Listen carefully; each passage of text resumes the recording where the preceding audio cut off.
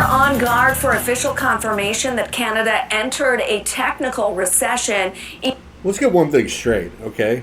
GDP per capita has been stagnant. Well, it was down. It finally just recovered, but has been stagnant for 10 years, okay? We're in a recession.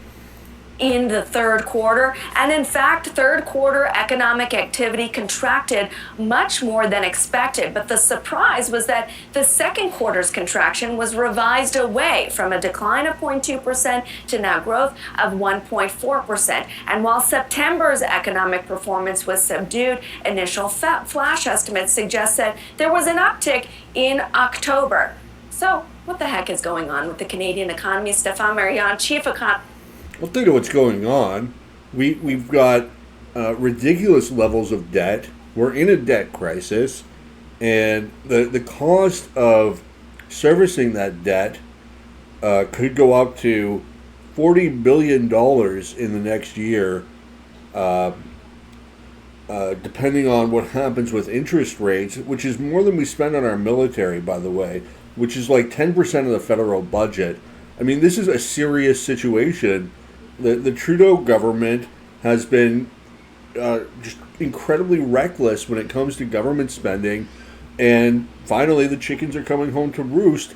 There's only so much you can do to hide the impact of this level of irresponsibility. Economist at National Bank, and Doug Porter, chief economist at BMO, joins me now. We need two chief economists to help sort this out. Doug, I want to start with you. How are you making sense of the numbers that were released by StatsCan today?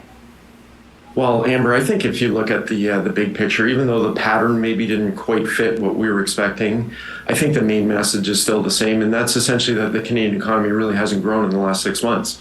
And it's probably going to struggle to grow over the next 6 months or so as well. So, whatever label we put on it, the reality is the economy is really struggling to make any forward progress.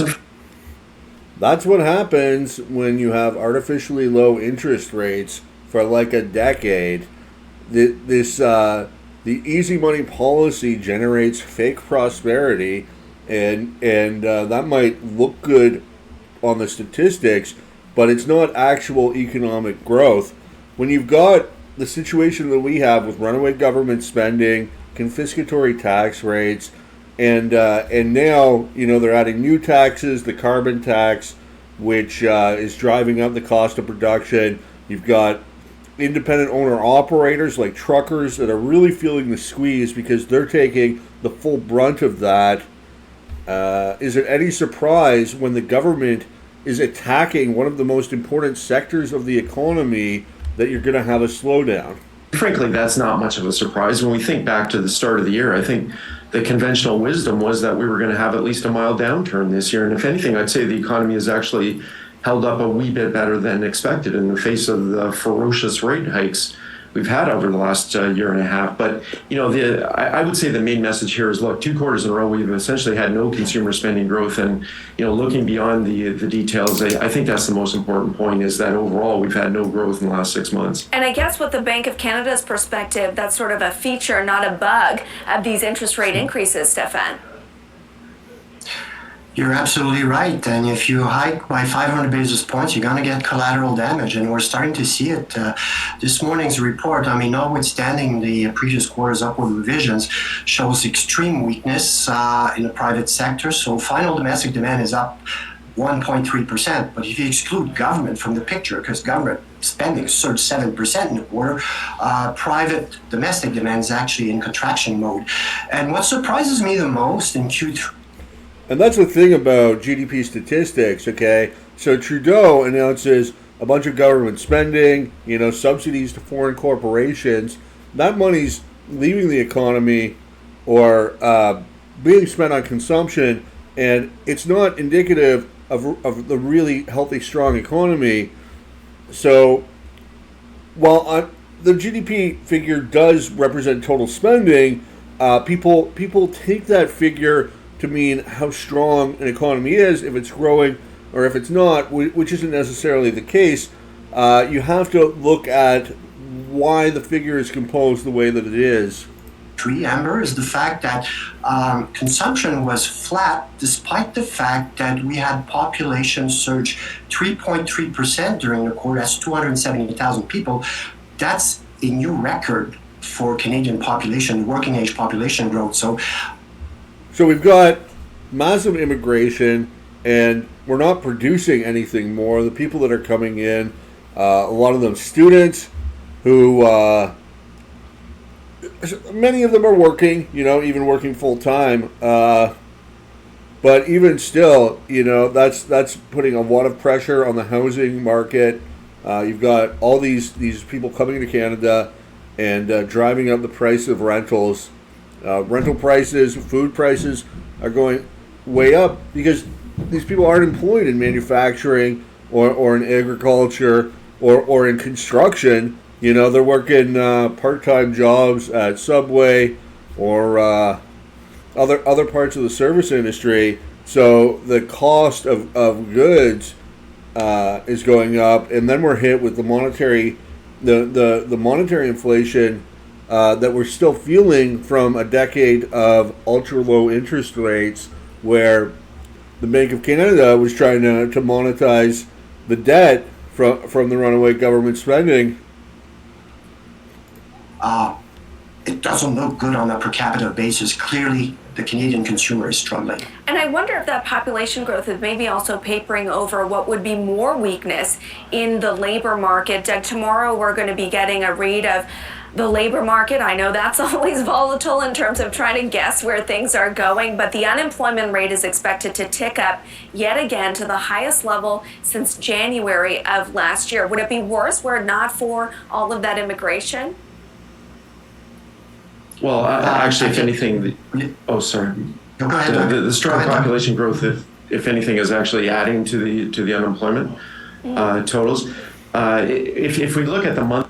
Yeah, we've all seen those pictures of, hundreds of people applying for a job, waiting to apply for a job, minimum wage job. So yeah, if you got more people looking for a finite amount of jobs, I mean, the amount of jobs in the economy isn't finite, but the amount of jobs available today is finite. Monthly job gains, certainly the strong rise in population is flattering those numbers. In fact, it's probably the case that we need about 50,000 jobs a month just to keep the unemployment rate from rising at this point. That's a really tough bar to get over, especially when underlying growth is fairly close to zero. Stefan, do you want to pick up on that point? Well, again, I want to focus on the private sector. And this morning, the small business confidence data came out, and it shows that it's the lowest reading since 2022 for small businesses. So again, the private sector is struggling. Small businesses are hit worst of all because you have the Trudeau government engaged in corporate welfare. They're giving tens of billions of dollars to foreign corporations like Volkswagen, to their political allies and subsidies. And who's picking up the tab? It's the small businesses. It's ordinary Canadians that don't have political connections. It's workers. It's everybody else except for the winners, the people who are subsidized by the government, the political class and their cronies. Those are the ones who are profiting at the expense of the economic class, profiting off of small business owners and ordinary Canadians. Just echoing what I said before about the impact of previous rate cuts. And you know what, Amber, and Doug's probably got the same range of numbers. We've only felt 60% of the increase in monetary policy so far. So even if the Bank of Canada is sidelined for the next few months, there's still 40% of previous rate hikes that will impact the Canadian economy in the coming months. That's just a reflection of the lags, inherent to monetary policy tightening. So yeah, there's weakness to come. I'm not very optimistic for Canadian growth in the next few months. Well, Stefan, that was going to be my next question. We get that Bank of Canada rate decision next week. Is the Bank of Canada sidelined for the next couple of months? I think they're sidelined, and unfortunately, I mean, we do have rate cuts in our scenario. It's just like I should be giving you more than what I'm expecting next year, roughly 100 basis points. And the reason I can't give you more, Amber, is because that housing component of CPI is very resilient, growing at 6% right now. That's 30% of the CPI, so that limits the ability for the bank to cut rates. And the reason the housing component is so strong reflects what Doug and I said before about this surging population dynamic. Doug, how do you think about that? Yeah, so it's interesting. In recent days and weeks, the market has really become bulled up in terms of rate cuts. We're seeing almost on a daily basis, we're seeing the market pull forward when rates are going to start coming down. There's now the expectation of almost 100 basis points of rate cuts by the Bank of Canada, and more or less the same for the Fed as well.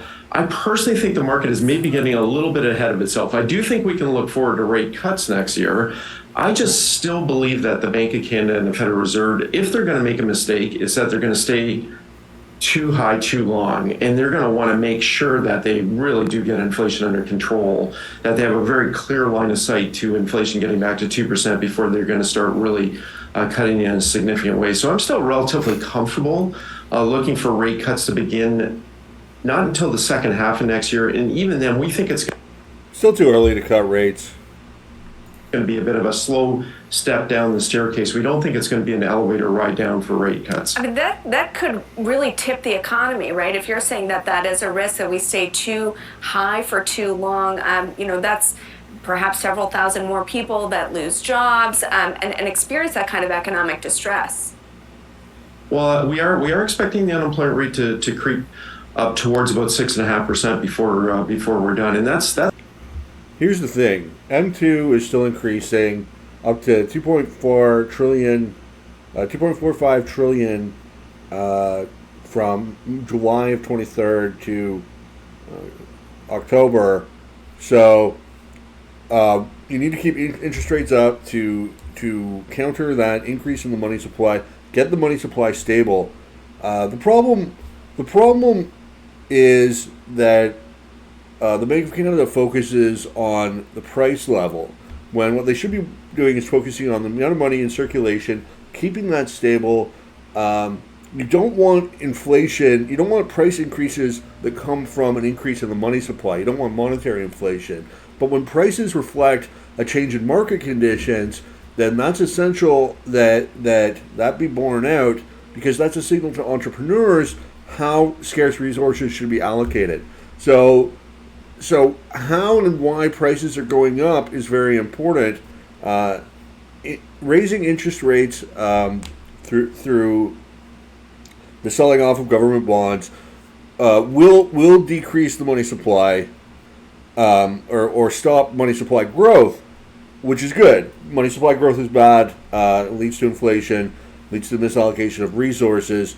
But you shouldn't be keeping rates artificially high if you're dealing with price increases because of a supply shock, because of immigrants driving up the prices of housing. In that case, you need to allow that market signal to direct resources. The other thing, of course, you got to make sure there's no government impediments to resources being directed to the housing sector. In the case of the housing sector, there's a lot of zoning regulations that prevent new housing being built or different types of housing being built. And you also have areas that are prohibited from being built on, like the green belt. So got to eliminate those prohibitions, got to eliminate those regulations. It allows the housing stock to increase in order to make housing more affordable for Canadians. To really get inflation under control. It's interesting. It's true. Stefan made a good point about mortgage interest costs really inflating the headline number.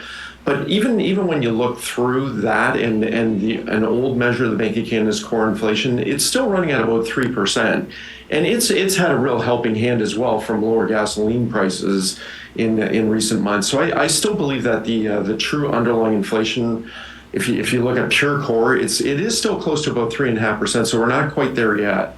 All right.